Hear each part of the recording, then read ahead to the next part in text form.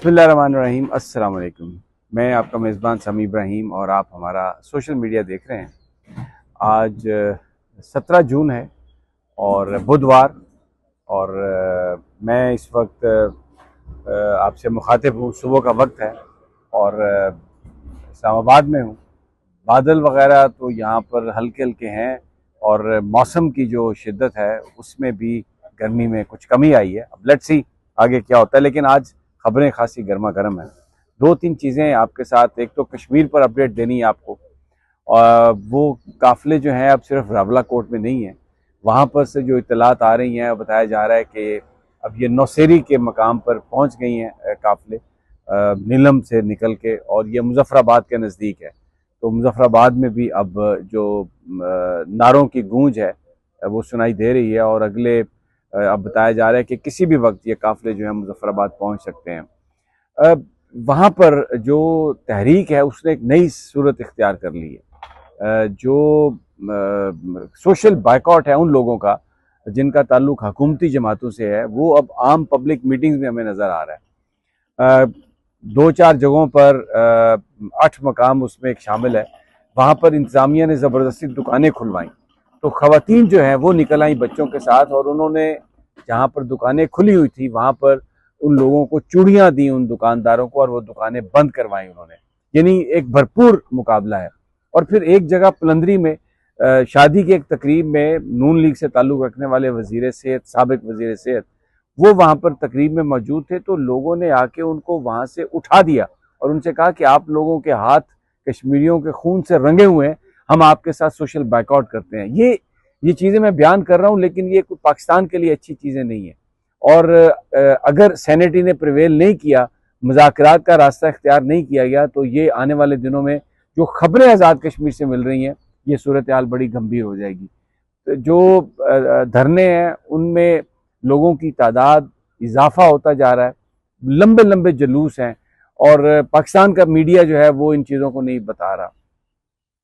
एक मुकम्मल एक आप ये समझें ब्लैकआउट है। इवन जो कौमी असम्बली है उसमें भी जो लीडर ऑफ द अपोजिशन है, अपोजिशन जमातें हैं, वो भी इस हवाले से कोई बात नहीं कर रही। हालांकि मैंने खुद वहाँ पर जो कॉरिडोर्स हैं पार्लियामेंट के, उसमें कश्मीरी लोगों को देखा, ओवरसीज कश्मीरियों को देखा, जो MNAs के साथ, लीडर ऑफ द अपोजिशन के साथ, वज़रा के पास जाके भीख मांग रहे थे एक तरह से मुज़ाकरात की, कोई कमजोरी की वजह से नहीं, बिकॉज दे लव पाकिस्तान और वो अपने आप को पाकिस्तानी समझते हैं। लेकिन वेरी अनफॉर्चुनेट कि उनके साथ जो सलूक हो रहा है वो मुनासिब नहीं था। अच्छा, अब ये जो असम्बली है इसमें इन चीज़ों की बात इसलिए नहीं होती कि ये लोग, मैं बार बार कहता हूँ, आंसरेबल नहीं अपने आप को समझते अवाम को, और इनका ताल्लुक जो है वो ये समझते हैं कि इनको हुकूमत मिल गई है और आगे भी इसी तरह मिलेगी। और ये वहाँ पर जो कानून साजी हो रही है, जो मैं आपको अभी एक मिसाल देता हूँ, कौमी असम्बली ने कानून पास किया है जिसके बाद ये उसमें ये लिखा हुआ है कि अगर किसी का कोई घर है, किसी को प्रॉपर्टी है, कोई ऑफिस है, कोई जमीन है, सरकार उसको 1 महीने के अंदर ले सकती है, कब्जा कर सकती है उस पर। और अगर आपने उसको इनकार किया तो आपको 5 करोड़ रुपए का जुर्माना हो सकता है। मसलन किसी जगह पर आपका कोई दुश्मन है, उसने कोई पॉलिसी बनवा दी है किसी से, टेलीकॉम वाले से मिलके या किसी कंपनी से, कि यहाँ पे हमें ये टावर लगाना है या कोई चीज लगानी है, तो वो आपको पहले एक नोटिस देंगे 15 दिन का, फिर एक और नोटिस देंगे 15 दिन का, उसके बाद जबरदस्ती वो लगाएंगे वहां पे, चाहे टावर हो, जनरेटर हो, कुछ भी हो, राइट ऑफ द वे का बहाना बना के। और अगर आपने रेजिस्ट किया तो 5 करोड़ पे आपको जुर्माना मिलेगा। अब अगर आप सुबह उठते हैं और आपके दुश्मन ने, कोई आपके मुखालिफ ने या किसी ने, अफसर ने अपनी नाअहली की वजह से अगर कोई ऐसा पास कर दिया है ऑर्डर कि आपके घर के दरवाजे पर वो टावर लगना है, तो आपको वो देना पड़ेगा। अब ये सेनेट में तो बिल ये रुका है, सेनेट की कमेटी ने इसको रोका है, क्योंकि वहां पर बहुत सारे लोगों ने, जिनमें नून लीगी भी शामिल है, आई मस्ट कन्फेस, इसकी मुखालफत की, और सेनेटर पलवशे जो हैं वो इस कमेटी की सरबराह हैं। तो peoples party took stand on that. ये चीजें पार्लियामान में हो रही हैं, ये इसलिए सब कुछ हो रहा है कि ये लोग आंसरेबल नहीं है, और इन चीजों की निशानदेही नहीं की जा सकती, क्योंकि सहाफत जो है उसको पाबंद सरासल कर दिया गया। जो पाकिस्तान के चैनल्स हैं वो किसी तरह की ऐसी बात जो हुक्मरानों को नापसंद हो, वो उसको वो करने की पोजीशन में नहीं है।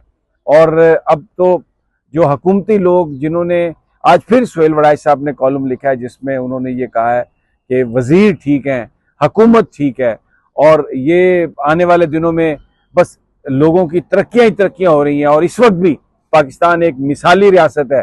पाकिस्तान के अंदर बहुत ज़्यादा लोगों को के जो वसाइल हैं वो लोगों के लिए दिए गए हैं। रोजगार आम है, यहाँ पर हर बंदे को हेल्थ मिल रही है, दूध की नहरें बह रही हैं, शहद के बड़े बड़े तालाब बन गए हैं। ये अगर आप करेंगे तो आपको इजाजत है बात करने की। अगर आप किसी हुक्मरान की, किसी वजीर की, किसी सरकारी अफसर की कोई करप्शन की बात करेंगे, आप गद्दार ठहरेंगे। जिस तरह वो कश्मीरी जो आज सिर्फ इस बात पर एहतजाज कर रहे हैं कि ये जो 12 मुहाजिरों की नशिस्तों के नाम पर आप खिलवाड़ खेलते हैं कश्मीर के अंदर और अपनी मर्जी की हुकूमत बना के मर्जी के फैसले करवाते हैं, हम ये नहीं होने देंगे। कश्मीरी अपने रहनुमा खुद चुनेंगे। तो उनको गद्दार कहा जा रहा है, उनको कहा जा रहा है कि जी रॉ फंडिंग है। और खबरें आप देख लें टीवी पे, फलां जगह पकड़ा गया बंदा, फलां जगह पकड़ा गया बंदा, उसके घर से लैपटॉप मिला, उसके घर से इंडियन करेंसी मिली। ये सब कुछ किया जा रहा है सहाफत के नाम पर, अवाम से उनके हकूक छीनने के नाम पर। तो इसको मुझे आप ये बताइए कि कौन इस वक्त कोई ऐसा रिस्क लेगा? क्योंकि मोहसिन नकवी साहब ने ये मशवरा दिया सुहेल वड़ाइच को कि आप रिटायर हो जाएं, अब आप बूढ़े हो गए। तो आज उस पर वो बड़ा जबरदस्त कॉलम है सुहेल वड़ाइच का जिसका मैंने जिक्र किया। माजी में वो बताते हैं, जो बिल्कुल राइटली वो बता रहे हैं कि माजी में ये होता था कि सहाफत जिंदा रहती थी, हिस्ट्री जिंदा रहती थी, लेकिन अब ऐसा नहीं है। अब सूरज मगरिब से निकलेगा, मशरिक से नहीं निकलेगा। अब ये हुक्मरान समझते हैं कि हमने हमेशा रहना है, ये हुकूमत कभी नहीं जाएगी, हमने इक्तदार का आब हयात पी रखा है और वो कोई क्रिटिसिज्म सुनने के मूड में नहीं है और छोटी छोटी टुकड़ियों में बट गए हैं। आप ये देखें कि पिछले वीलॉग में भी मैंने आपको बताया कि अलीम खान साहब पाकिस्तान इस्तेकाम पार्टी, उनका कोई बंदा गिलगित बल्तिस्तान में नहीं जीता, लेकिन क्योंकि वो रूलिंग अलायंस का हिस्सा है, उनको 4 आजाद उम्मीदवारों को उनकी पार्टी में शामिल करवा दिया गया और अब उनको टेक्नोक्रेट्स की सीट भी मिलेंगी। इस तरीके से अवामी मैंडेट, ना अवामी मैंडेट को एक्सेप्ट किया जा रहा है, ना वो वोटिंग में उसको ट्रांसलेट किया जाता है, अपने मन पसंदीदा ऑफिसर उसमें बिठा दिए जाते हैं। अभी एक वफाकी वजीर हैं, उनकी हमशीरा हैं, वो रिटायर होने वाली थी, रिटायर होने से पहले उनको उन्होंने 3 साल के लिए एक कारपोरेशन में जाके लगवा दिया। ये अशराफिया जो है सारी की सारी, जो MNAs हैं, MPAs हैं, जो ब्यूरोक्रेसी में हैं, जो भले वो चाहे अस्करी जो तंजीमें हैं उनमें हो, जो टॉप पे लोग हैं वो बेनिफिशरी हैं और जो पाकिस्तान के लोग हैं उनके लिए ना कोई कानून है, ना कोई रोजगार है, ना कोई दादरसी है। जाते जाते आपको सिर्फ एक बात बताता हूँ, ये कहते हैं जी बिजनेस बंद कर दें, पेट्रोल की बचत है, लेकिन VIP मूवमेंट होती है, एक एक घंटा सड़कें बंद रहती हैं, मीलों लंबी कतारें लग जाती हैं, गाड़ियों के इंजन चल रहे हैं और उसमें पेट्रोल नहीं लग रहा। अब अगर पेट्रोल की कीमत कम हुई है, आपने बढ़ाने में तो बड़ी फुर्ती दिखाई थी, आप करें ना 100 रुपए पर लीटर या 200 रुपए पर लीटर, लोगों को रिलीफ दें। नहीं चल रही इकोनॉमी, नहीं चल रही मईशत, ये सच है। और जो बोलता है वो गद्दार है, वो पाकिस्तान का दुश्मन है, पाकिस्तान की भयानक तस्वीर पेंट कर रहा है, उसके साथ बात नहीं होगी, उसको सजा मिलेगी। ये है आज का पाकिस्तान। अगली वीडियो तक मुझे इजाजत दीजिए। अल्लाह निगहबान।